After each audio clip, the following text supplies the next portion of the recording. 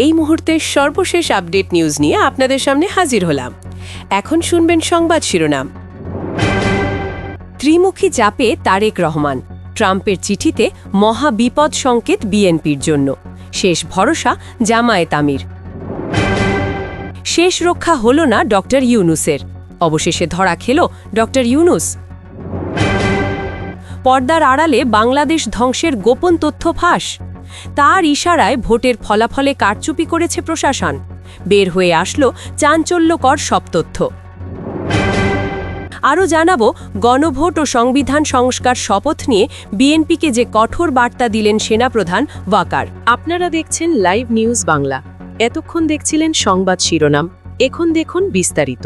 বাংলাদেশের নতুন প্রধানমন্ত্রী তারেক রহমানকে অভিনন্দন জানিয়েছেন ডোনাল্ড ট্রাম্প। প্রথম দেখায় ট্রাম্পের শুভেচ্ছা বার্তা একেবারে রুটিন, কূটনৈতিক বলে মনে হতে পারে, কিন্তু রাজনীতিতে তো চোখে যা দেখায় সবসময় সেটাই আসল সত্য হয় না। এই চিঠির ভাষা আর শব্দচয়ন একটু খুঁটিয়ে দেখলে বোঝা যায় এখানে কিছু বার্তা লুকিয়ে আছে, যা স্বাধীন সার্বভৌম বাংলাদেশের জন্য মোটেও স্বস্তির নয়। চিঠিতে স্পষ্ট বলা হয়েছে, যুক্তরাষ্ট্র ও বাংলাদেশের অংশীদারিত্ব গড়ে উঠেছে মুক্ত, উন্মুক্ত ইন্দো প্যাসিফিক অঞ্চলে শক্তিশালী রাষ্ট্রগুলোর সমৃদ্ধি নিশ্চিত করার যৌথ স্বার্থে। এখন ইন্দো প্যাসিফিক স্ট্র্যাটেজি অথবা আইপিএস মানেই তো চীনের বিরুদ্ধে আমেরিকার বড় কৌশল। ট্রাম্প শুরুতেই তারেক রহমানকে সেই খেলায় টেনে আনলেন। প্রশ্ন হচ্ছে, এটা কি শুধুই অভিনন্দন নাকি শুরুতেই শর্ত দিয়ে দেওয়া? সবচেয়ে চোখে পড়ার মতো ব্যাপার, চিঠিতে ডিসাইসিভলি মানে সিদ্ধান্তমূলকভাবে শব্দটা ব্যবহার করেছেন ট্রাম্প। কূটনীতিতে কোনো শব্দই এমনি এমনি আসে না। এখানে স্পষ্টই বোঝানো হয়েছে ডক্টর ইউনূস যে সামরিক চুক্তিগুলো অন্তর্বর্তীকালীন সময়ে করেছেন, নতুন সরকারকে সেগুলো নিয়ে প্রশ্ন না করে, দ্বিধা না রেখে বাস্তবায়ন করতে হবে। মানে কোনো দিক বিদিক নয়, যা আছে সেটাই মানতে হবে। ট্রাম্প কি বাংলাদেশকে সত্যি সত্যি সার্বভৌম রাষ্ট্র মনে করেন নাকি আমেরিকার কোনো কলোনি?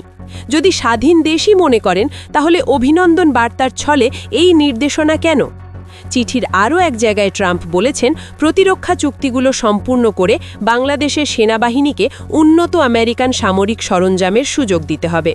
সোজা বলতে, আমেরিকা চায় বাংলাদেশ তাদের কাছ থেকে দামি অস্ত্র কিনুক, অথচ এই মুহূর্তে বাংলাদেশের দরকার বিনিয়োগ, শিল্পায়ন আর কর্মসংস্থান। আমেরিকা সেই দিকটা ভুলে গিয়ে আমাদের হাতে অস্ত্র তুলে দিতে চায়। সত্যি কথা বলতে, এটা কার স্বার্থে, বাংলাদেশের না আমেরিকার অস্ত্র ব্যবসার? ট্রাম্প তো ব্যবসায়ী মানুষ, বন্ধুত্বের দাম উসুল করে নিতে জানেন। আর আমাদের দেশের অবস্থা এমনিতেই ভালো না।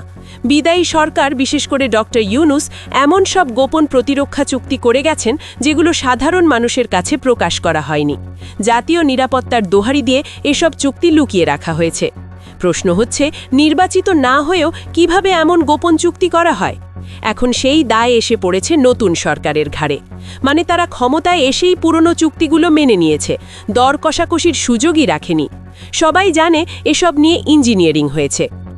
সবচেয়ে বড় প্রশ্ন, এত গোপন চুক্তি বাস্তবায়ন করবে কে? আমেরিকা মনে হয় এরও ব্যবস্থা করে রেখেছে। তাই তো খলিলুর রহমানকে পররাষ্ট্রমন্ত্রী বানানো হয়েছে। যাকে বিএনপি আগে আমেরিকার দালাল বলতো, আজ সেই হয়ে গেছে সবচেয়ে গুরুত্বপূর্ণ মন্ত্রণালয়ের দায়িত্বে। কি অদ্ভুত! ওরা আসলে কার হয়ে কাজ করছে, ওয়াশিংটন না ঢাকা? এখন এটা ডিপ্লোম্যাটিক দুনিয়ায় ওপেন সিক্রেট। ইন্টারন্যাশনাল পলিটিক্সে একটা কথা আছে, আমেরিকা যার বন্ধু তার আর শত্রুর দরকার নেই। ইতিহাসে বারবার দেখা গেছে, আমেরিকা যখন যার দরকার ফুরিয়েছে তাকে নিঃশেষ করে দিয়েছে। আজ ট্রাম্প তারেক রহমানকে অভিনন্দন জানাচ্ছেন, সিদ্ধান্তমূলক হতে বলছেন, কিন্তু আমেরিকা কখনোই কিছু ফ্রিতে দেয় না।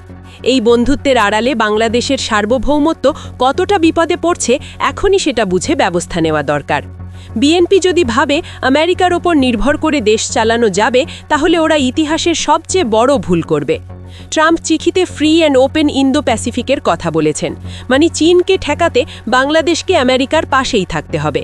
কিন্তু বাংলাদেশ কি চাইলেই চীনকে এড়িয়ে যেতে পারবে? দেশের বড় বড় প্রকল্প, সাপ্লাই চেন সবই তো চীনের ওপরে নির্ভরশীল।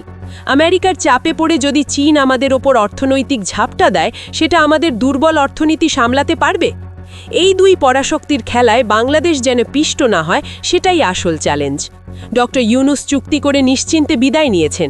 এখন তারেক রহমানের সামনে বড় সিদ্ধান্ত, ট্রাম্পের নির্দেশ মতো গোপন চুক্তিগুলো বাস্তবায়ন করবেন নাকি দেশের সার্বভৌমত্ব রক্ষায় শক্ত হয়ে দাঁড়াবেন। তারেক রহমান এখন নির্বাচিত সরকারের প্রধান, তার দায়িত্ব আমেরিকার কাছে নয়, বাংলাদেশের মানুষের কাছে। তিনি যদি এমন কোনো চুক্তি করেন যা দেশের স্বার্থের বিরুদ্ধে যায়, মানুষ ওকে ছাড় দেবে না, এটা পরিষ্কার। এই বিপদ থেকে বাঁচার উপায় কি? একটাই, এখন দরকার ডিপ্লোম্যাটিক ওভার ট্রাম্পকে পাশ কাটিয়ে নিজের স্বার্থ আদায় করা, আমেরিকাকে সেটা টেরও না দিতে দেওয়া। কিভাবে? চীন আর ভারতের সঙ্গে সম্পর্কের ভারসাম্য দেখিয়ে আমেরিকাকে চাপে রাখা যেতে পারে। ট্রাম্পের মতো শক্ত কথা বা ডিসাইসিভলি শব্দের পাল্টা হিসাবে তারেক রহমানকে এমন একটা গল্প বানাতে হবে যেখানে তিনি বুঝিয়ে দেন দেশের মানুষ এই চুক্তির বিপক্ষে, তাই নির্বাচিত প্রধানমন্ত্রী হিসাবে তিনিও সবকিছু হুবহু মানতে পারবেন না। এই স্মার্ট ডিপ্লোম্যাসি ছাড়া এখন কোনো পথ নেই। আজকের এই চিঠি দেখিয়ে দেয় দেশ স্বাধীন হলেও আমাদের পররাষ্ট্র নীতি এখনও বড় শক্তির হাতে বন্দী। আমেরিকা খলিলুর রহমানকে দিয়ে তাদের কাজ হাসিল করতে চাইছে ঠিক, কিন্তু দেশের মানুষ সজাগ থাকলে কোনো গোপন চুক্তি চিরকাল অন্ধকারে থাকবে না। অন্যদিকে আমেরিকা যখন আধুনিক অস্ত্র বিক্রির ফাঁদ পাচ্ছে, তখন চীন ভারতও বসে নেই। সরকার গঠন হতে না হতেই চীনা রাষ্ট্রদূত তারেক রহমানের সঙ্গে দৌড়ঝাঁপ শুরু করেছেন, কারণ চীন জানে বাংলাদেশ পুরোপুরি পশ্চিম ব্লকে গেলে বঙ্গোপসাগরে তাদের স্ট্রিং অফ পার্ল স্ট্র্যাটেজি ঝুঁকিতে পড়বে।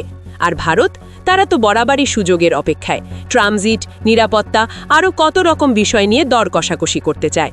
সব মিলিয়ে বাংলাদেশ এখন এমন এক জটিল ভূ রাজনৈতিক ফাঁদে পড়তে যাচ্ছে যেটা সামলানো সহজ কথা না। এই কঠিন বাস্তবতায় আমাদের কি করা উচিত? সেই পুরনো নিরপেক্ষ নীতি নাকি কারো দিকে পুরোপুরি ঝুঁকে যাওয়া? আসল উত্তরটা দেশের ভেতরেই। বাইরের চাপ সামলাতে একটাই কৌশল, দেশের ভেতরে শক্ত ঐক্য ধরে রাখা। তারেক রহমানের এখন সবচেয়ে বড় দায়িত্ব ঘরের দলগুলোর, বিশেষ করে জামাতে ইসলামের সঙ্গে ভালো সম্পর্ক আর কৌশলগত ঐক্য রাখা। কারণ ভেতরে বিভাজন থাকলে, সরকার আর বিরোধীদের মধ্যে অবিশ্বাস থাকলে বাইরের শক্তিগুলো সহজেই ফাটল খুঁজে নেয়। আর ঘরের ভেতর ঐক্য থাকলে কেউ আপনাকে ব্ল্যাকমেল করতে পারবে না। মেকিয়াভেলির সূত্র বলে, বাংলাদেশ চাইলেও পুরোপুরি নিরপেক্ষ থাকতে পারবে না। তাতে কি কারো দাস হতে হবে এমনও না।